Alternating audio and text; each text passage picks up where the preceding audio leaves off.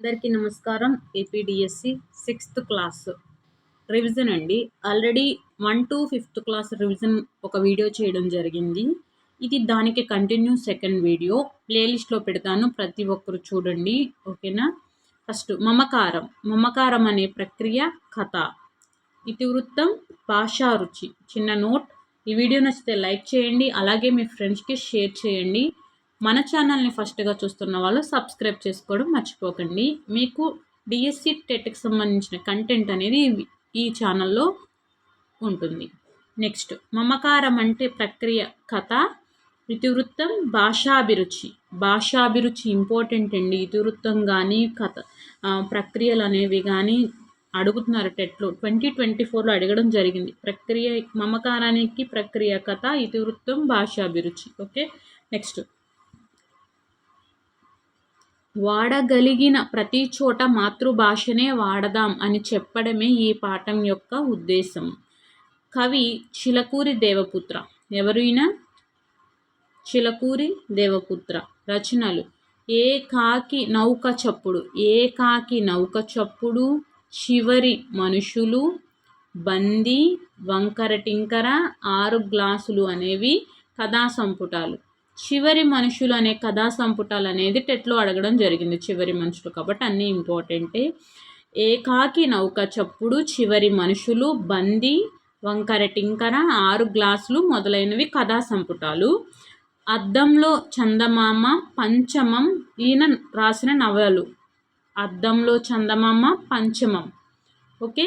1996లో పంచమం నవలకు ఆట అంటే American Telugu association వారి నవలల పోటీలో తృతీయ బహుమతి అనేది వచ్చింది. ఇంపార్టెంట్, ఇది టెట్లో అడిగాడు. 1996 పంచమం నవలకు ఆట అమెరికన్ తెలుగు అసోసియేషన్ వారి నవలల పోటీలో తృతీయ బహుమతి ఎవరికి వచ్చింది? చిలకూరి దేవపుత్రకి. నెక్స్ట్, ఈయన 2000 సంవత్సరంలో పొట్టి శ్రీరాములు తెలుగు విశ్వవిద్యాలయం వారి ధర్మనిధి పురస్కారము, అలాగే 2001లో చాసో స్ఫూర్తి సాహిత్య సత్కారము, ఆంధ్రప్రదేశ్ గుర్రం జాషువా పురస్కారాలు లభించాయి. ఓకేనండి. నెక్స్ట్, వ్యాకరణ అంశం. ఇక్కడ మనకి సామాన్య సంశ్లిష్ట వాక్యము, గ్రామర్. ఇక్కడ సామాన్య వాక్యం ఏంటంటే అసమాపక క్రియలు లేకుండా ఒక సమాపక క్రియతో ముగిస్తే ఆ వాక్యాన్ని సామాన్య వాక్యం అంటారు. సురేష్ గుడికి వెళ్ళాడు, మేరీ పుస్తకం తీసింది, చందు కలం పట్టుకున్నాడు. ఇది కూడా టెట్లో రావడం జరిగింది. నెక్స్ట్, సంశ్లిష్ట వాక్యము. ఒకటి కానీ అంతకన్నా ఎక్కువ అసమాపక క్రియలు ఉండి చివరకు ఒక సమాపక క్రియతో ముగిసిన వాక్యాన్ని సంశ్లిష్ట వాక్యం అంటారు. ఇక్కడ పద్మ నిద్ర లేచింది అనేది సామాన్య వాక్యము, పద్మ స్నానం చేసినది అన్న సామాన్య వాక్యం, పద్మ బడికి వెళ్ళింది, ఇవన్నీ కూడా సామాన్య వాక్యాలు. ఈ 3 వాక్యాలను కలిపితే పద్మ నిద్రలేచి స్నానం చేసి బడికి వెళ్ళింది అనేది సంశ్లిష్ట వాక్యం అవుతుంది. ఓకేనా? ఇక్కడ 2 అసమాపక క్రియలు, ఒక సమాపక క్రియ. ఓకే. 2 అసమాపక క్రియలు, ఒక అసమాపక క్రియ అయితే అది సంశ్లిష్ట వాక్యం అవుతుంది. సేమ్ అది ఇది ఒకటి ఇంక చెప్పట్లేదండి. నెక్స్ట్, క్రింది ఈ నవలకు ఆట అంటే అమెరికన్ అసోసియేషన్ వారి తృతీయ బహుమతి లభించింది. పంచమం ఎవరికి? చిలకూరి దేవపుత్ర. 6 గ్లాసులు కథా సంపుట రచయిత చిలకూరి దేవపుత్ర. అసమాపక క్రియ లేకుండా ఒక సమాపక క్రియతో ముగిస్తే దాన్ని ఇలా అంటారు, సామాన్య వాక్యం. పద్మ నిద్రలేచి స్నానం చేసి, దీనిలో అసమాపక క్రియను గుర్తించండి అంటే లేచి. స్త్రీ పదానికి వికృతి ఇంటి. మమకారం పాఠ్యభాగ నేపథ్యము తెలుగు భాషను కాపాడుకోవడం. క్రింది వానిలో ఎవరికి చాసో స్ఫూర్తి సాహిత్య సత్కారం లభించింది? చిలకూరి దేవపుత్ర. నగనం అంటే 3 గురువు లఘువులు గుర్తించండి. 3 లఘువులే. ఒద్దిక పదానికి అర్థం అనుకూలత. ఒద్దిక అంటే అనుకూలత. అగము పర్యాయ పదం పాపం, దూరితం. టెట్లో అడిగాడండి, ఇంపార్టెంట్. డిఎస్సిలో కూడా అడగొచ్చు. అగము అంటే పాపం, దూరితం. నేను 2024 టెట్లో ఏ బిట్స్ వచ్చినాయో కూడా నేను ఈ వీడియోలో మీకు చెప్తున్నాను, గమనించగలరు. Next, మేలుకొలుపు important. మేలుకొలుపు ఇతివృత్తం సమానత్వం, ప్రక్రియ పద్యం. సమానత్వం ఇది అడగడం జరిగింది. మేలుకొలుపు అంటే ఇతివృత్తం సమానత్వం. ఓకే, కుసుమ ధర్మన్న సమానత్వం ఇతివృత్తం అనేది ఇక్కడ మనకి టెట్లో అడగడం జరిగింది. నేను ప్రతిదీ రాయను, కొన్ని చెప్తున్నానే. ఓకేనా. కుసుమ ధర్మన్న మేలుకొలుపు కవి పాఠ్యభాగ రచయిత కుసుమ ధర్మన్న అని కూడా ఇది కూడా అడగడం జరిగింది టెట్లో. ఓకే, ఈయన రాజమహేంద్రవరంలో లక్ష్మీవారపుపేటలో కుసుమ నాగమ్మ వీరస్వామి దంపతులకు జన్మించారు. ఓకేనండి. అయితే ఈయన వైద్య విద్వాన్, సంస్కృతం, ఆంగ్లం, హిందీ, ఉర్దూలో పాండిత్యం గలవారు. నిమ్నజాతి ముక్తి తరంగిణి, నల్లదొరతనము, హరిజన శతకము, మా కొద్ది, తెల్లదొరతనము వంటి రచనలు చేశారు. నిమ్నజాతి ముక్తి తరంగిణి, నల్లదొరతనం, హరిజన శతకం, మా కొద్ది, తెల్లదొరతనం వంటి రచనలు చేశారు. దళిత వర్గం నుంచి అతి కష్టం మీద చదువుకొని పైకొచ్చి తిరిగి ఆ చదువును తన జాతి మేలు కోసం వెచ్చించిన అతి కొద్ది మంది దళిత విద్యావంతుల్లో కుసుమ ధర్మన్న ఒకరు. ఓకేనా. ఇవి మంచి ఇంపార్టెంట్ అండి. ఇవి నిమ్నజాతి ముక్తి తరంగిణి, నల్లదొరతనము, హరిజన శతకము, మా కొద్ది, తెల్లదొరతనం ఇంపార్టెంట్. నెక్స్ట్, అంబేద్కర్ ద్వారా స్ఫూర్తి పొంది అంటరానితనాన్ని నిర్మూలించాలనే లక్ష్యంతో తపించిన తొలి దళిత కవి ఇంపార్టెంట్. అంబేద్కర్ ద్వారా స్ఫూర్తిని పొంది అంటరానితనాన్ని నిర్మూలించాలనే లక్ష్యంతో తపించిన తొలి దళిత కవి ఎవరు? కుసుమ ధర్మన్న. నెక్స్ట్, భరతమాత ఇంపార్టెంట్. భరతమాత అనగా నేను ఇంపార్టెంట్ ఎందుకన్నాను అనుకుంటున్నారా? ఇది టెట్లో వచ్చింది.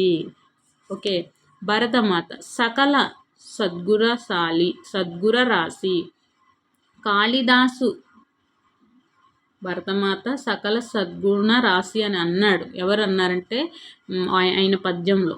ఓకేనా. అందుకని నెక్స్ట్, కాళిదాసు మొదలైన గొప్ప కవుల కన్నా విద్యావతి, శ్రీకృష్ణదేవరాయల వంటి వీరులున్న కన్నా వీరమాత, కాశీ వంటి పుణ్యక్షేత్రాలున్న పుణ్యభూమి. ఇక్కడ సకల సద్గుణ రాశిని ఎవరినన్నారంటే ఇక్కడ ఏమని అడిగారంటే అసలు టెట్లో సకల సద్గుణ రాశి అని కుసుమ ధర్మన్న ఎవరినన్నారు అని అడిగాడు. ఎవరినన్నారు? భరతమాతను అన్నారు. సకల సద్గుణ రాశి అని భరతమాతను. ఓకేనా. కోహినూరు వజ్రం లాంటి మనుల కన్నా రత్నగర్భ మన భారత భూమి. నెక్స్ట్, రెండు పదాల మధ్య సంధి జరిగినప్పుడు మొదటి పదం చివర ఉండే అచ్చు పేరుతో ఆ సంధిని పిలుస్తాం. మొదటి పదం చివర ఊ ఉంటే ఉత్వసంధి, ఆ ఉంటే అత్వసంధి, ఈ ఉంటే ఇత్వసంధి. అత్వసంధి బహుళం కాబట్టి అత్వసంధి బహుళం ఇంపార్టెంట్. అత్వసంధి అనేది బహుళం, ఇత్వసంధి వైకల్పికం. ఓకే, అత్వసంధి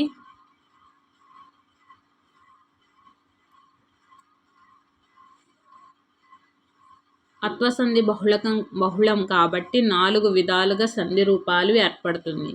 చూసిన అప్పుడు, సీత ప్లస్ అమ్మ సీతమ్మ, సీత ప్లస్ అన్నది సీతయ్య అన్నది. ఇక్కడ నిషేధ రూపం ఇది. మేన ఎత్త, మేన ప్లస్ అత్త, మేన ఎత్త. ఓకే,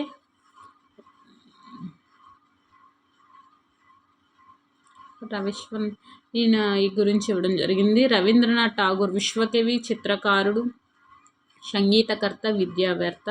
వీరు ఇంగ్లీష్లో అన్ని సాహిత్య ప్రక్రియలోనూ విస్తృతంగా రచనలు చేశారు. ఈయనకి ఇది ఇంపార్టెంట్. 1913లో ఈయన రచించిన గీతాంజలికి నోబెల్ బహుమతి ఏ రచనకు వచ్చిందంటే గీతాంజలికి వచ్చింది. ఏ సంవత్సరంలో వచ్చిందంటే 1913లో. ఇంపార్టెంట్. గూడిపాటి వెంకటచరణం కవి, రచయిత, నవలాకారుడు, నాటకకర్త, వ్యాసకర్త. తెలుగు వచనానికి సానబెట్టిన రచయిత గూడిపాటి వెంకటచరణం గారు. తెలుగు వచనానికి సానబెట్టిన రచయిత గూడిపాటి వెంకటచరణం గారు. అయితే స్త్రీ స్వేచ్ఛ గురించి, సమానత్వం గురించి ఈయన పరితపించేవారు. ఉపాధ్యాయుడిగా, పాఠశాల పర్యవేక్షకుడిగా తాను గమనించిన అంశాలను దృష్టిలో పెట్టుకొని బిడ్డల శిక్షణ అనే పుస్తకాన్ని రాసింది ఎవరు అంటే గూడిపాటి వెంకటచరణం గారు. బిడ్డల శిక్షణ. నెక్స్ట్, స్వాతంత్రానికి ముందు నిమ్న జాతుల పరిస్థితిని, ఆనాటి వారి ఆకాంక్షలను తెలియజేయడం పాఠ్యభాగ ఉద్దేశము. మేలుకొలుపు. మా కొద్దీ నల్లదొరతనము. తెల్లదొరతనం అయితే గరిమెళ్ళ సత్యనారాయణ గుర్తుపెట్టుకోండి. నల్లదొరతనం అయితే కుసుమధర్మన్న. అంబేద్కర్ ద్వారా స్ఫూర్తిని పొంది అంటరానితనాన్ని నిర్మూలించే లక్ష్యంతో తపించిన తొలి దళిత కవి కుసుమధర్మన్న. కుసుమధర్మన్న కవి తాను చదువుకున్న రోజుల్లో ఎవరి చేత ప్రభావితం అయ్యి సంఘ సంస్కర్తగా పూనుకున్నాడు అంటే వీరేశలింగం గారి ద్వారా ప్రభావితం అయ్యి సంఘ సంస్కరణలకు పూనుకున్నాడు. అలాగే అరుకి సవర్ణాలు అరు అంటే ఇక్కడ నీకు సవర్ణాలు గుర్తుపెట్టుకోండి. ధర్మ నిర్ణయం ప్రక్రియ చారిత్రక కథ ఇతివృత్తం స్థల పురాణం ఇంపార్టెంట్. ఇతివృత్తం అడిగాడు. ధర్మ నిర్ణయానికి ఇతివృత్తం స్థల పురాణం ప్రక్రియ చారిత్రక కథ. విశ్వనాథ్ సత్యనారాయణ ఆంధ్ర ప్రశస్తి శ్రీ కనకదుర్గ ఆలయ స్థల మహత్యం ఈ పాఠానికి ఆధారం. ధర్మం కోసం కన్న కొడుకుకే మరణశిక్ష విధించిన మేటిరాజు మాధవవర్మ. మేటిరాజు ఎవరు? మాధవవర్మ. ఆయన ధర్మ నిరతని తెలియజేయడం ఈ ధర్మ నిర్ణయం పాఠం ఉద్దేశం. ఓకేనా?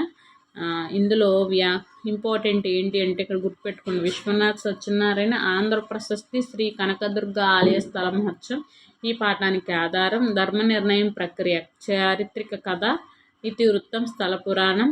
అయితే ఇందులో మేటిరాజు మాధవవర్మ యొక్క ధర్మరతిని తెలియజేయడం ఈ పాఠం యొక్క ఉద్దేశం. వ్యాకరణాంశాలు 4 ముఖాలు ఇంపార్టెంట్. 3 కన్నులు, పంచ పాండవులు, ముల్లోకాలు, 7 ద్వారాలు ఇవన్నీ కూడా ద్విగువ సమాసం. ద్విగువ సమాసంలో సంఖ్యాపదము నామవాచకము, ఉత్తర పదము నామవాచకము, పూర్వపదము సంఖ్యాపదము గలది. ఇక్కడ 4. ఇక్కడ పూర్వపదం ఏమైంది నీకు? పూర్వపదం ఏమైంది? సంఖ్య అయ్యింది. ఉత్తరపదం ఏమైంది? నామవాచకం అయింది. ఈ 2 ఉన్నది ద్విగువ సమాసం.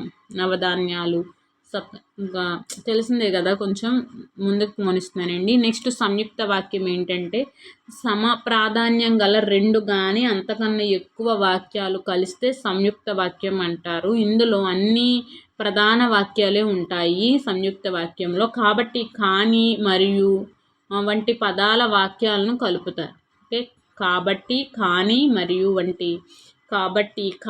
మరియు వంటి పదాలు వాక్యాలను కలుపుతాయి. మధు బడికి వెళ్ళాడు, రహీం బడికి వెళ్ళాడు, జాన్ బడికి వెళ్ళాడు. ఇక్కడ మధు, రహీం, జాన్ బడికి వెళ్ళారు. సీత, అక్క, గీత, చెల్లెలు. ఓకే, నెక్స్ట్ ధర్మం కోసం కన్న కొడుకుకే మరణశిక్ష విధించిన రాజు మాధవవర్మ. ఇంపార్టెంట్, ఎట్లో అడిగాడండి బిట్. ముల్లోకాలు 3 సంఖ్య గల లోకాలు ద్విగువ సమాసం. పూర్వపదం సంఖ్యావాచకం, ఉత్తరపదం నామవాచకం అయితే ఆ సమాసము ద్విగువ సమాసము.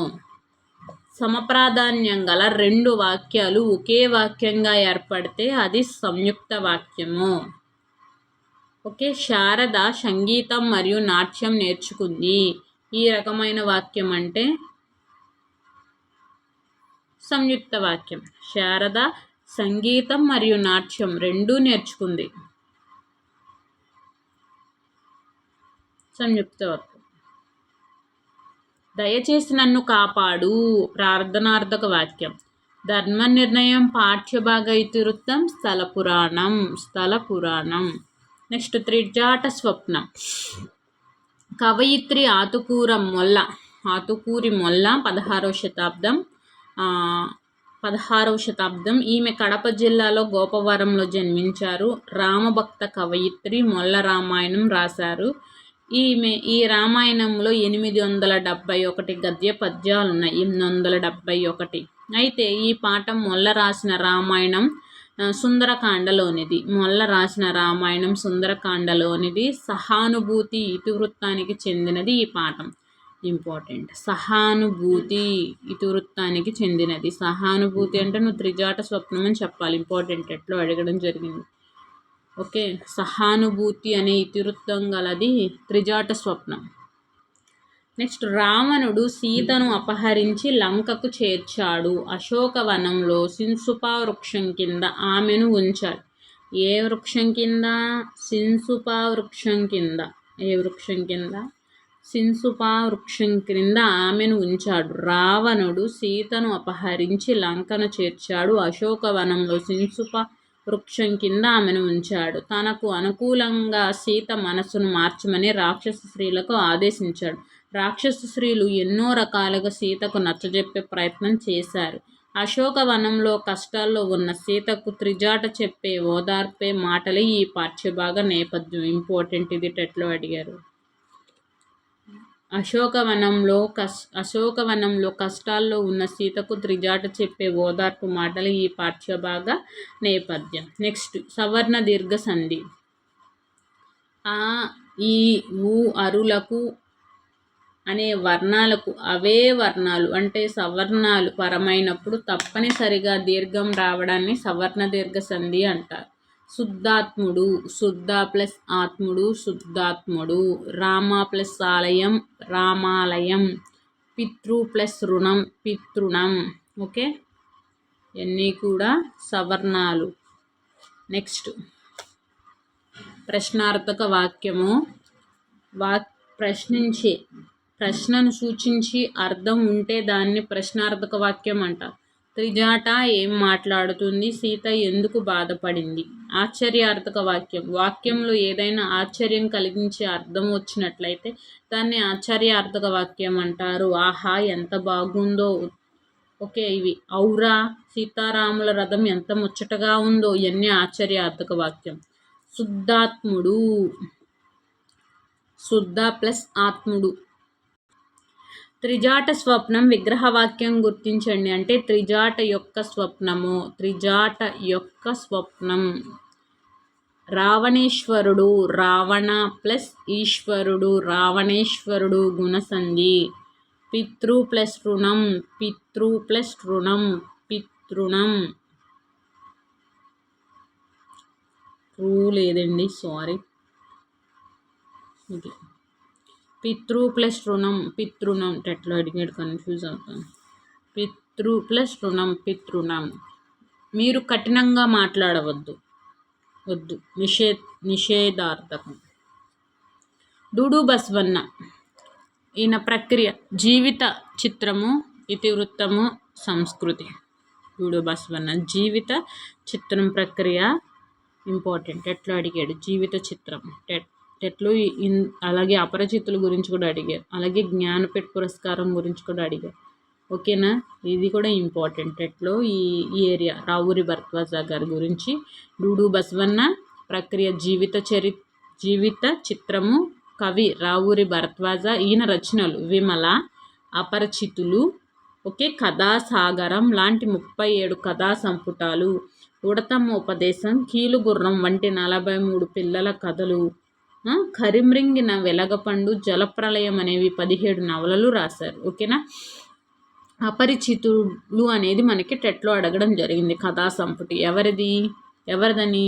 రావూరి భరద్వాజ గారిది. రచనలు విమల, అపరిచితులు, కథాసాగరం లాంటి 37 కథా సంపుటాలు, ఉడతమ్మ ఉపదేశం,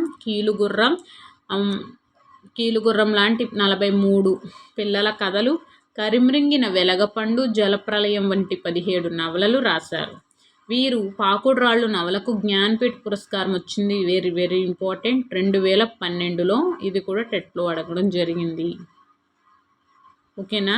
జ్ఞాన పురస్కారము, కళా ప్రపూర్ణ, కేంద్ర సాహిత్య అకాడమీ పురస్కారం, సోవియట్ భూమి నెహ్రూ పురస్కారము, రాజలక్ష్మి ఫౌండేషన్ అవార్డు, గోపీచంద్ జాతీయ సాహిత్య పురస్కారం, కళారత్న ఆంధ్రప్రదేశ్ ప్రభుత్వము, లోక్ నాయక్ ఫౌండేషన్ పురస్కారం లాంటివి పొందారు. బాబు ఎన్ని పొందారు చూడండి.